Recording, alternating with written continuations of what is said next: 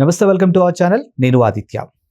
ఇటీవల కాలంలో జరిగినటువంటి ప్రకృతి వైపరీత్యంలో భాగంగా మోకిలాలో అక్కడ ఉన్నటువంటి విల్లాలు కానీ లేకపోతే అక్కడ ఉన్నటువంటి ప్లాట్లు కానీ ఆ రేట్లన్నీ పడిపోయాయంటూ ఒక అంశం అయితే ఇప్పుడు సోషల్ మీడియా వేదికగా వినిపిస్తుంది. మరి ఈ అంశం గురించి మాట్లాడడానికి ప్రస్తుతానికి మనతో పాటు స్టూడియోలో ఉన్నారు రియల్టర్ ఆక్సిజన్ ఫౌండర్, CEO, అలాగే real estate expert doctor Nandi Rameshwar Rao గారు. సో సార్ని అడిగి మరిన్ని విషయాలు తెలుసుకుందాం. సార్ నమస్కారం. సార్ నమస్కారం. మొన్న జరిగినటువంటి ప్రకృతి వైపరీత్యంలో భాగంగా మోకిలాలో చాలా వరకు విల్లాస్ అయితే వాటర్ వచ్చేసి చాలా ఇబ్బంది పడ్డారు అక్కడ ఉన్నటువంటి నివాసితులు ఎవరైతే ఉన్నారు. అవును. సో ఆ ఇంపాక్ట్తో ప్రస్తుతానికి అక్కడ విల్లాస్ కానీ లేకపోతే ఓపెన్ ప్లాట్స్ కానీ ఇవన్నీ కూడా రేట్లు పడిపోయాయంటూ ఒక వార్త వినిపిస్తుంది. మరి నిజంగానే ఆ ఇంపాక్ట్ ఇక్కడ పడిందంటారా? అంటే కొంతవరకు కరెక్ట్ అండి. మనం మొత్తం 100% కరెక్ట్ నేను ఎక్కిపోయాను. ఎందుకంటే ఇప్పుడు 10 మంది బిల్డర్ ఉన్నారు అనుకోండి, ఒకళ్ళిద్దరు అక్రమ కట్టడాలు కడతారు. అది you to take for granted. అందులో ఆ 10 మందిలో ఏ ఒకరిద్దరు మీకు నాకు తెలియదు. అర్థమవుతుందా? ఇప్పుడు ఫ్యామిలీలో 5 కొడుకులు ఉన్నారు అనుకోండి, 5 కూడా ఒకలాగే బతుకుతారా? ఒక కొడుకు IAS అవుతాడు, ఒక కొడుకు రిక్షా తొక్కేవాడు అవుతాడు. చెప్పలేం, అది ఫేట్.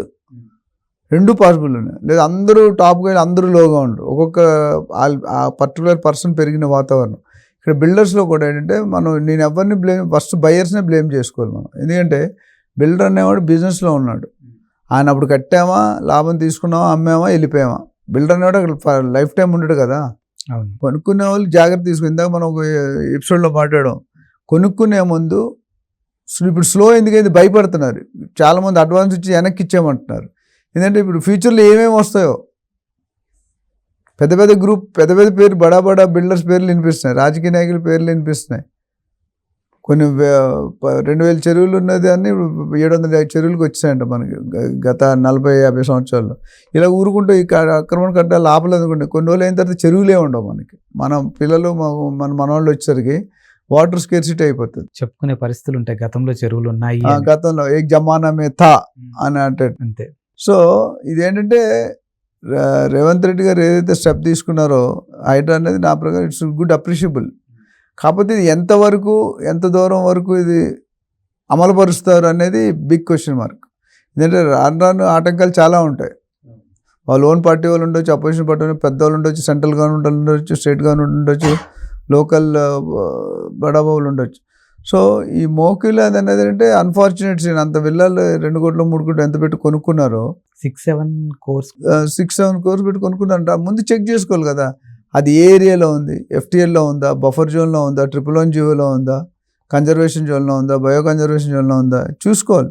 ఇవన్నీ సొంతంగా మనం ఫస్ట్ టైం సెకండ్ టైం కొనేటప్పుడైతే డెఫినెట్గా మన సొంత నిర్ణయాలు తీసుకుని మన ఇళ్ళ చేతులు కాల్చుకుంటాం. ఎందుకంటే ఇప్పుడు గవర్నమెంట్ పర్మిషన్ ఇచ్చినా కూలగొడుతున్నారు. అది ఒకసారి FTL ఫుల్ ట్యాంక్ లెవెల్ జోన్లో కానీ బఫర్ జోన్లో కానీ ఉంటే అలా ఆపుతారు. ఇప్పుడు హైడ్రా పడింది ఈ రెండింటి మీద, మిగతా మీద ఫోకస్, 111 జీవో మీద ఫోకస్ పెట్టలేదు. ఫోకస్ పెట్టింది FTL and buffer zone. FTL అనేది చెరువుకు ఆనుకొని ఉంటుంది, బఫర్ జోన్ అనేది కొద్దిగా సో చుట్టూ. ఇప్పుడు FTL అంటే ఏంటి, నీళ్ళు ఒక చెరువు ఉంది, ఆ చెరువు నిండిపోతే ఏమవుతుంది, నీరు కొంతవరకు వెళ్తాయి. ఇప్పుడు సముద్రంలో ఇసుక ఎలా ఉంటుంది, నీరు వచ్చిన దాకా ఇసుకుంటే తర్వాత అట్లే ఎక్కడైతే పొంగి మార్కులు ఉంటాయి, నీళ్ళు లేని ఎక్కువ నీళ్ళు పొంగినప్పుడు తడుస్తుంది, నీళ్ళు మామూలుగా ఉన్నప్పుడు అక్కడ మార్కు ఉంటుంది, ఇంతవరకు ఇంత పెరిగిందని. అది ఆ జోన్ని FTL జోన్ అంటారు. అంటే ట్యాంక్ ఫుల్ అయితే వచ్చి సాగిపోయి అక్కడ నుండి 10 ఎకరాల లోపు చెరువు కానీ గుంట కానీ ఉంటే దానికి 9 మీటర్ల దూరంలో ఏం కట్టకూడదు బఫర్ జోన్. అదే 25 ఎకరాల పైన ఉన్నదనుకోండి, దానికి 30 మీటర్ల దూరంలో కట్టకూడదు. అక్కడ కన్స్ట్రక్షన్ అనేది చేయకూడదు, ఎందుకంటే ఉండదు, మట్టి సాయిల్ మెత్తగా ఉంటుంది, ప్లస్ గార్బేజ్ కానీ డ్రైనేజ్ కానీ తాగే నీటిలో కలిస్తే ఇబ్బంది కదా. సో మోకిలాలోది అన్ఫోర్సీన్, అంటే అది ఎవరు అనుకోలేదు. 5-6 కోట్లు పెట్టి కొనుక్కొని ఇప్పుడు మునిగిపోయాం అనుకుంటే ఎవరిని బ్లేమ్ చేయాలని. ఇప్పుడు పర్మిషన్లు ఎందుకు ఇచ్చారు, బిల్డర్ ఎందుకు కట్టాడు, వీళ్ళు ఎదురు కట్టుకున్న ఈ బయర్ కొనుక్కున్నాడు ఎందుకు చెక్ చేసుకోలేదు. ఇదంతా ఏంటంటే ఆల్ గ్యామెట్లా ఉంది, గ్యాంబ్లింగ్. ఒకళ్ళని ఇన్వాల్వ్ కాదు, గవర్నమెంట్ ఈజ్ ఇన్వాల్వ్. పర్మిషన్ ఇస్తే కానీ, ఇవ్వకుండా అయితే బిల్డర్ అంత పెద్ద విల్లాలు కట్టలేడు కదా. మరి గవర్నమెంట్ ఇస్తే ఏ బేసిస్లో ఇచ్చారు, ఆ ఇచ్చినాడు ఉన్నాడా లేదా, రిటైర్ అయిపోయారా, పనిష్మెంట్ వేరు కదా. బయర్ సఫర్ అవుతున్నాడు కదా, 6 కోట్లు కట్టి EMI కట్టాలి, ఇల్లు లేదు ఉండడానికి. సో ఇది ఇట్స్ నాట్ ఏ అంటే ఫేవరబుల్ కండిషన్ కాదు. బట్ అన్ఫార్చునేట్ మనకు వర్షాలు కూడా అలా పడతాయని నాకు తెలిసి చాలా రోజుల తర్వాత ఇంత దారుణంగా, అంటే 5-6 డేస్ వరకు వరుసగా కొడుతూనే ఉంది. ఇంకా 4 రోజులు పడుతుందని ఇవాళ న్యూస్లో చెప్పారు. సో ఈ విల్లాస్ కట్టడం అనేది అంటే ఆ ల్యాండ్ పాసిబిలిటీ లేదు అక్కడ. మేబీ ఏ లెవెల్లో ఉందో, ఏ గ్రామంలో ఉందో అది చూసుకోవాలి జోన్ అనేది. మరి బిల్డర్ తెలిసి కట్టాడా, తెలియ కట్టాడా అనేది తెలియదు. ఇవన్నీ కట్టినా గవర్నమెంట్ ఎందుకు పర్మిషన్ ఇస్తుంది? గవర్నమెంట్ క్లియర్ జోనింగ్ ఉంటుంది కదా. ఇప్పుడు డ్రోన్ సర్వేలో తెలుస్తున్నాయి వాళ్ళకి ఎక్కడెక్కడ చెరువులు ఉన్నాయి, ఎక్కడెక్కడ గుంటలు ఉన్నాయని తెలుస్తుంది. సో చూసుకొని కట్టుంటే బాగుండేది. అట్లీస్ట్ ఇప్పుడు ఒక lesson to the buyers and investors. ఎందుకంటే ఇటు పైన అయినా సరే ఇలాంటి నెగ్లిజెన్స్ ఉండకుండా ఒకటి లీగల్గా చూసుకోవాలి, రెండోది జోనింగ్ కూడా ఇప్పుడు చూసుకోవాలని అందరూ అప్రమత్తం అయ్యారు. గతంలో అసలు ఈ జోనింగ్ అనే టాపిక్కే ఉండేది కాదు. అంటే 2012 ముందు వరకు లేదండి. జోనింగ్ డిక్లేర్ చేసింది 2012లో డిక్లేర్ చేశారు. దాని ముందు I think they are giving exemption అనుకుంటాను.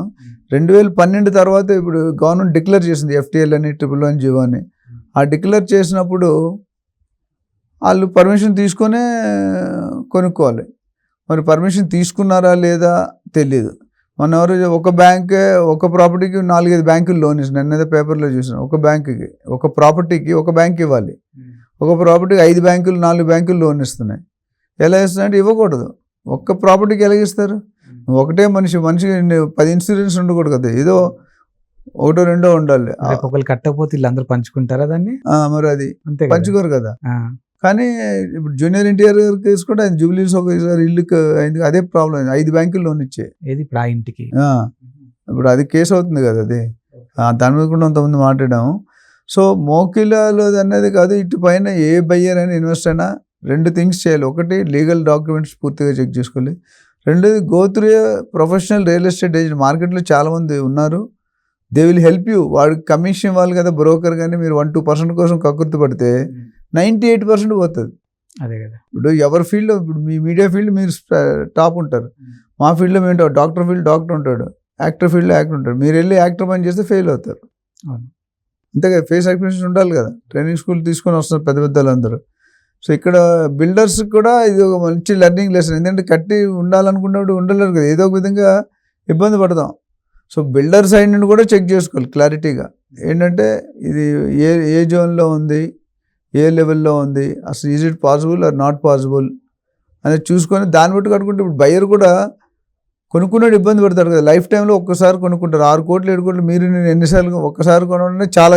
మీరు నేను కొనలేము, అది కొద్ది డబ్బులు ఉన్న వాళ్ళు కొనుక్కున్నారు. మనం 50 లక్షల కోటి రూపాయలు కొనేసరికి మన లైఫ్ అయిపోతుంది. కానీ 5-6 కోట్లు పెట్టి కొనుక్కున్నారంటే చాలా బాధాకరమైన విషయం. బాధపడి పోగొట్టుకున్న పరిస్థితి ఏంటి? అది మళ్ళీ రాదని గ్యారెంటీ ఏంటి? దానికైనా ప్రికాషనరీ మెజర్స్ తీసుకోవచ్చా, తీసుకోలేమా? కొంతమంది అడ్డగాళ్ళు పెట్టేస్తున్నారు. So you have to wait and see. Our fate is not good అనుకోవాలి, అంతే. Okay, thank you sir. Thank you.